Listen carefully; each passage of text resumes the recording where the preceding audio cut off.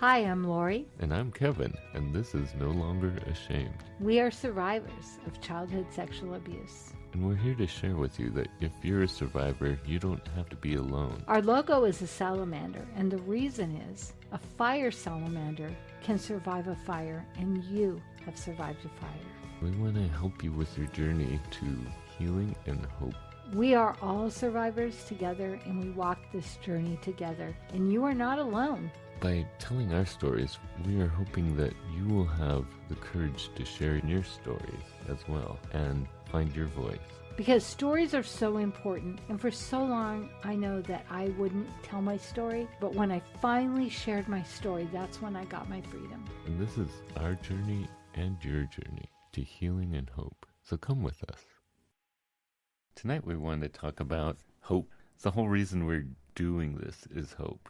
It's what the whole process is about, is hope. There is hope. As long as you're alive, as long as you're around, you have a purpose, you have hope. Doesn't always feel that way, though. No, in fact, last time we were talking about shame, and I really struggled with the idea of how we struggle with shame, and then where does the hope come in? But this week I had an experience that triggered me, and I was able to feel the feelings that were really hard about the abuse, and feel the feelings. And then once I looked at them head on and let go, I was able to go through my day, and I forgot until later, till we got together to talk about it. And I think that is the epitome of hope, is that, last time we said it doesn't go away. We're always going to be triggered. There's always going to be some element. But the truth is, the hope is in that we can look at it. And that because we have become stronger people because of what we've gone through, we can look at it, face it, not run from it, and then we can move to the next step. You can learn how to cope in a healthy way, in a way that's productive, in a way that gives you a sense of your own capabilities, of what you're able to do. And I've found hope because I know what I've been through, but I also know I've been through it. If you're a survivor, you've been through the worst part. You've been through the hardest part. And that's so you have to give yourself for being a survivor. And yes, a lot of us, this happened when we were really young, and we didn't understand what was happening to us, and our coping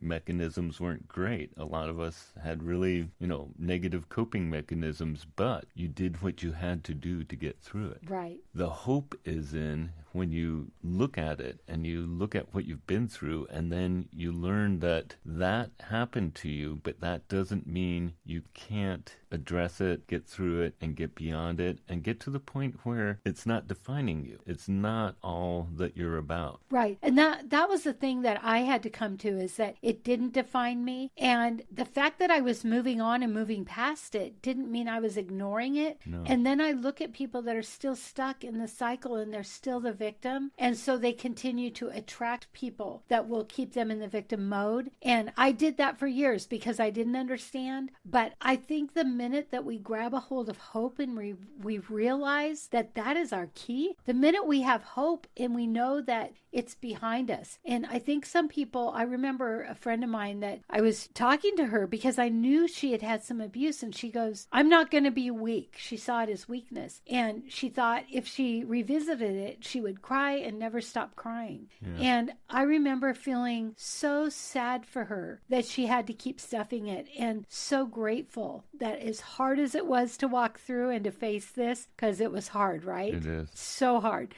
But that in doing that, I became the person that I believe I'm the person I was meant to be. And I have some friends that are going through a lot right now, and their son is in really hard situation. And when it was revealed to them and they talked to us about what he had gone through and what he was doing, it just sounds so desperate and so awful, and just like it was a hopeless situation. But I had great hope. Because I know he's been talking to them about it. He's taken the risk to actually bear what he's done and take that burden and deal with it. So I had hope because I realized he wasn't hiding from it anymore. He was trying to take care of things. And I knew that that's the step that we all have to take in order to get through this. The first step is just realizing we have this burden on us, but it wasn't our burden necessarily. It was put upon us, but we have to kind of deal with it, and it is our burden to deal with it. It is. And you know what's interesting to me when you said that was that I think for you and I, we had no one to go to. No. There was nobody that would believe us. And so we had to stuff it down. Yeah. And when you think of a child that can find somebody that will believe them, and we both listened to the podcast, and I can't remember his name, but he had an uncle that not only believed him, but also empowered him. Melvin, yeah. But he empowered him. Remember, he didn't go, I'm going to kill those people. I'm going to go. He was like, what do you want to do? He empowered his nephew to be able to figure out how to deal with this. And as a result, he has started a whole program. But there is hope in the process. It feels hopeless at first because, it's so overwhelming. Oh. It's so monumental. There's so many things. And I know for man, part of it is it's just not something we want to ever talk about. Right. But the process will help you to find out your own capabilities, your own strengths. And not all of the coping mechanisms that we adopt when we're young, when we're going through this, are negative. There are some coping mechanisms that really help, and they become strengths as we get older. Right. I know for me, my coping worked for me as a child. Then as I became adult, it didn't work so well. Mm-hmm. And so I had to identify that later as I, started to recognize the difference. But what a great gift we have as children to cope. For instance, I know some people, when they're being abused, they go to another place. They go to their happy place. And I don't think I did that. I think I'm a really serious person. I don't think I did that, but I think it's so incredible how good God is that we can find ways to cope. He knows that these things are going to happen. He does not will this to happen. This is never meant to be. And I will go to my grave saying that, because Christians want to say it was meant to be. And I'm telling you, it was never meant to be for a child to be abused. No, but that was never in God's plan. He is there with us in our healing. He is. He wants to be there with us through the healing process, and to show us what he can do for us. Right. I know for me, it was being the father that I didn't have when I was young, and also being the good father that I didn't have when I was older. And my father came back, and he was not a good father.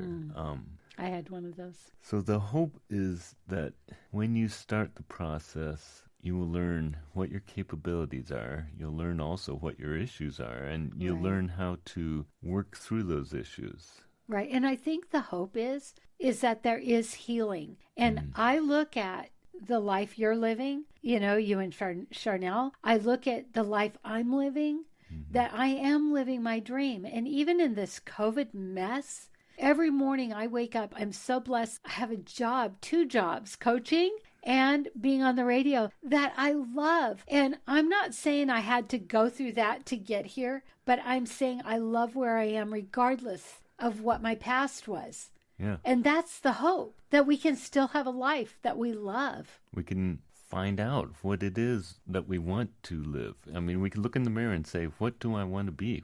Who is it that I want to be? Not the survivor of abuse, but who is it that is beyond that? Right. And I feel like the enemy wants to take away any chance of us living a purpose. And I think purpose is overrated. People are like, well, my purpose has to be something like big. But our purpose, I think of neighbors, like I have been so blessed in COVID. I have these people that are like cooking and they call me. They're like, hey, do you want dinner? And so I just stop by their house, pick it up, and I have dinner. It's like purpose is whatever we love. God gave us the desire in our heart because he knew that's what we love. And so then he gives us the desire of our heart. So these people that love to cook are blessing me because I don't love that. Right? And so I think when we look at purpose, it can be minute, it can be huge. If somebody becomes a movie star, that's not a better purpose than somebody who's making me dinner. Yeah. Right? Yeah. We all have our purpose. We all have they call it in church, gifts, of course. Yes. And we all have our gifts. And I think as we examine what we're dealing with as a survivor, we also learn what our gifts are. I know there's things that I think I'm really capable at that I know that some people aren't. And I think some of it is a result of being a survivor, but it's not necessarily a negative thing. I know I have a really low threshold for being startled. I don't get Me either. I think that's a thing. Yeah, and I think that's a part of being hyper aware. Exactly. Hyper vigilant. Yeah, hyper vigilant, and and I know I'm good under pressure. I don't freak out when the pressure hits. And I've coworkers have commented on how I want you on my crew because I know you'll have my back when things hit the fan. I don't panic and I don't freak out. And that's why there are a lot of survivors that go into work like, being medics or being in, hospitals, and a lot of them at emergency rooms and so forth, or being therapists because they know how to handle chaos. Yeah, they have the compassion. They have compassion. And they're empathy not is a affected big by one. the chaos. Yeah, and we're not as good. affected by chaos. I get chaos. I lived chaos for a long time. I mean, and that's why I think a lot of the time I like movies that were really, disturbing and chaotic and stuff because I got it. And sometimes we'll stay in chaotic situations longer than anyone else ever would because we know it, right? So we'll stay, unfortunately, in abusive marriages. Yeah. Because we get chaos and we're like, hey, I survived this once, I can survive it again. Or we even kind of thrive on it. I think there were times in my life that I thrived on chaos, which wasn't a healthy way of dealing with it. But now that I'm aware, okay, so I get chaos, I'm good under fire, but I don't look for it in my life. Right. I'm not drawn to it anymore. You don't need it. I don't need it. Yeah. I just know it's one of my skills. Right. I coach a lot of women in recovery, and I'm telling you, probably every single one of them. They haven't told me this, but I can pretty much guarantee they've got some sort of abuse. Yeah. And probably sexual abuse. But they are, I'm not kidding you, in this COVID, which would be so bad for recovery, right? Number one, you've got to go to meetings every day, and you can't. You can't. Number two, not physically. Isolation is the worst thing for recovery, and they're stuck in their bedrooms. Number three, they're not supposed to work full time because they're supposed to focus on their recovery. Well, if they're an essential worker, which most of them are because they're in the industries that are essential, so they're working all this overtime, and I am telling you, they are thriving because they get chaos. And I don't see that as a bad thing because they are working their program. But they are in this whole recovery cycle that's different than what it's been for the last 20 years. Yeah, but they're finding their strength. They're thriving. They're finding where they fit. Exactly. And it's not always healthy when we kind of dive into the chaos. But if you understand that is, one of your strengths. Right. But you're not using it as a coping mechanism necessarily. Interesting, it's not like you go into relationships, you go into like situations because you're thriving on the chaos. Yeah. But if you're aware that you're good at and that's what you do well, then that's a healthy situation for you. So, it's interesting that you say that because I'm just now making this connection with you saying it. So number one is I stayed in both my marriages too long. One, I stayed 14 years and I knew that he was gay, but I figured as long as we got along, it was okay. The second one I stayed in too long, even though it was only a year, it was a year too long. I am in an industry that is freaking chaotic. So just 2 weeks ago, we lost 17 people, our boss, my coworker. And then also when you're on the air, if there's dead air, I mean, there is like huge chaos and pressure, but yet I can handle it, but I'm not thriving on it. So I just made that connection just now that here I've chosen an industry where chaos is common. Yeah, isn't that something? But you're capable. Right, I'm able to handle it, but also rather than just handling it and stuffing the feelings, like losing my partner, my coworker for 7 years was so hard, so I didn't stuff it. I was sad, I felt the feelings. And then Monday you come to work, they're fired on Friday, your whole team. You come to work Monday and there's a new boss and you got to stand up and go, what can I do? How can I serve? How can I serve? And it's interesting that is a gift now Yeah. Because I'm recognizing it and I'm not thriving on it, but I'm also using it to help me continue on in chaotic situations. Get through stuff. Yeah. The biggest hope for anyone who's a survivor is that you can get through this. You've been through the worst, so you can get through this, and you will, if you put the work in. Mm-hmm. And that's the key, is putting the work in. And unfortunately, no one wants to hear that because the work isn't always fun. But you know what? That is freedom. Mm-hmm. The work is always freedom. And I look at people that have never really struggled much. Mm. And I would much rather, I can't believe I'm saying this, but you know what? I don't regret any of my past. You know, a marriage to a gay man, abusive parents. I can't look at that and go, I'm ungrateful for that, because I love who I am today. Yeah, we get to embrace who we are rather than be stuck with what we didn't want. Right. And that's where so many people are, because they never confront this. They never look at what the issues are. They never that's where look hope at gets what's stuck. Holding them back. Yeah. Is when you start to think, oh, I just can't do it. I can't deal with it. I don't want to deal with it. Yeah, and we feel like to deal with it will be worse. But I love what you keep saying, and I think it's so valuable, is we've already suffered through the worst. Yeah. So remembering and facing it is, seriously, it's hard. But seriously, what we've already been through. Yeah, you can get through it because you have been through it. Right. And that's key, is knowing you can do it. Right. It is possible. It's hard, but you will do it. And think about what movies we love. We love movies that people have survived.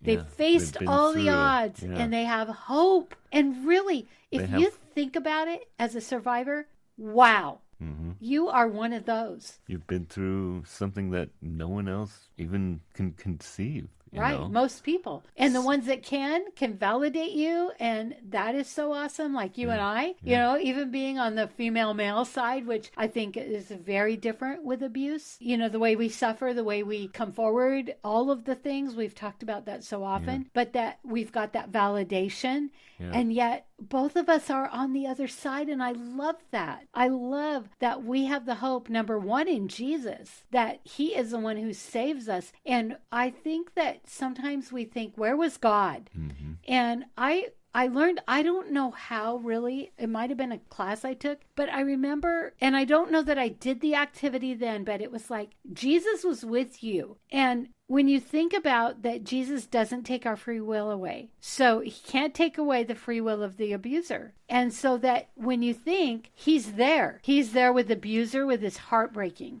Yeah. And he's there with us because he has made this promise to us that we have a free will. So when you look at it like that, it takes away the victimness of it. It's like things happen. And when people, I have this big thing, I don't know if I've said this to you, but there's a song by Rex Habibi. It was meant to be. Have you heard that one? We play it on our station. No, I don't know. It's meant to Rex be. Habibi. I would sing it, but you know, I can't sing.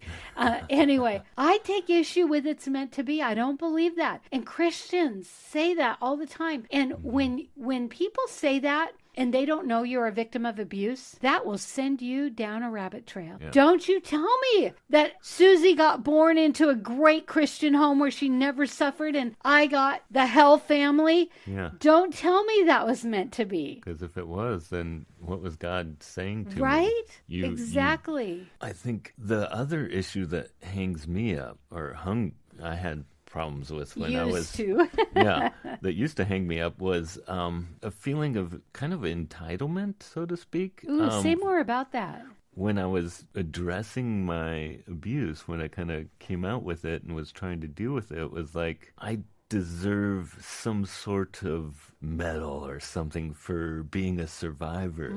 It's like you kind of go, because I had such a hard childhood, I deserve to be given grace because of that. So of course I'm, a messed up wreck now, and I take drugs and I do alcohol and I'm a mess. But of course I am, because I was abused. So I you have to give me grace because so I'm you a get mess. to blame. You Yeah, get you get to you get to blame the live on abuse blame. for your bad habits, for Yeah. the things that you don't deal with, for Right. the issues you have that you don't want to deal with, because I need grace because I was Right. abused, which there is a degree of truth in there, but if you don't, if you don't take responsibility for those issues, I mean, life was never meant to be fair. I hate to say that, but No, I agree. I agree. I think as survivors, we learn that the hard way. When you look at fair, Jesus died. That's not fair. Yeah, if life was fair, Jesus got the worst deal of Right, all, exactly. basically. He did everything he Right. could for all the people he Yeah. could. He loved, he served. He served us, and then, what did we Yeah. do to him because of that? We nailed him to a Yeah. cross, and, well, first we beat the crap out of him, Right. and then we killed him. I love that about responsibility, though, because I think that feels to me like the missing puzzle piece. It is. Like, I really wanted to hear what you said about entitlement because I go through a rebellion like that. I grew up in the church. I went to Bible college. I didn't get to rebel really. And that's okay. I'm not like saying, oh, I didn't have my heyday. But on the other hand, I still didn't take responsibility. So you were doing drugs, not take responsibility. But I was living this kind of fake life of, pretending everything was good. Yeah. And You it had the wasn't. mask on saying, this The is my mask. happy face and everything's good, but Yeah. down inside I was so broken and so hurting, and nobody understood. and Nobody was interested. Well, and we didn't let anyone because we Right. didn't want anyone to see behind the mask. Right, because it would be our fault, right? Yeah. Because we were children, so we believed it was our fault. Well, just the whole shame, like we Mhm. talked about last week. Mhm. If they saw behind the mask, they'd see us and they'd know we're a mess and Exactly. But the hope is in the responsibility as well, because we get to take responsibility for our issues. We get to deal with them. We get to Yeah. learn how to look at our issues and Yeah. learn how to deal with them. So- And it's amazing because you will become so much stronger and you will get to learn what we're capable of. And I love how you keep saying get, because we get to. Yes. Right? We get to walk through this awful journey. And when you think about the verse, I got a quarter for learning this. 1 Corinthians 10:13, back in the day. Back in There has no temptation taken you, which is not common to men, but he will with that temptation making a way of escape. And what I've realized is that it's not an escape, it's a walkthrough that we get to walk through. And honestly, I would not change anything. And I know that I just said that, but seriously, I love my life. I can and honestly I feel like you say do too. there were times where I would have been glad to Right. exchange my life. Exactly. I can say it was probably still a major portion of my life that I would have been glad to exchange it. But now I'm happy. Now I know that I'm capable and what I'm capable of. And that the forgiveness. So that's it for today. We are going to have a prayer time if you want to stick with us. If not, we believe in you. We want to hear from you. We want to hear your stories. If you like this podcast, please rate and review, because that's how other people can find us. And we really want to spread this message. Yeah, let's pray. Father, I thank you for your hope, because without you, our hope is meaningless. You give meaning to hope. You are hope. And Father, I just pray that what we're doing would bring hope to people, but most of all, what we're doing would bring people to you to have real hope in their lives, Lord. And I just pray that you would give them a ray of your hope so that they would reach out towards you and be blessed by you, Lord. And I am just hoping to give a lifeline out to people that they can reach out and have something to hold on to. Lord, I just pray that your hope would bless people and give them something to look toward in their lives right now, and give them something to work towards, as far as give them a reason to have hope in their life. And I just thank you, Father, that you tell us, do not be afraid, because you are there, that you are God, and that we can trust and rely on you. And I thank you for that. Lord, I thank you so much that you are a God of healing and that you want us to be whole. And Father, whatever we go through doesn't just go away. We face it with your help. We face it with your grace, with your mercy, Lord, and that whatever it is we suffer through, that strengthens us. And it's not what we want to be thinking when we're going through it, Lord, but it is a character builder. And Father, I just pray as we walk through this together that there will be a sense of hope, a sense of unity, a sense of validation that somebody else has walked this path, Lord. The most important thing is that we're not alone. We're not the only one, and we don't have to keep a secret. And I thank you so much, Lord, that I just pray that people will feel free to share their story either with us or with other people, that they will know that the secret is done and it's time to tell. And it's so scary, Lord. And I pray for courage as we take that step forward to share our story and to move into this freedom. Lord, there's such freedom when we let go of the bondage of this thing that has happened, the being victims because it wasn't our fault, and finding ways to forgive, Lord, that in this journey we will be able to not only walk through it victoriously, but that then we turn back and we reach a hand back and bring somebody else with us, Lord. And I hope that's what we're doing in your Son's holy name. Amen. Amen.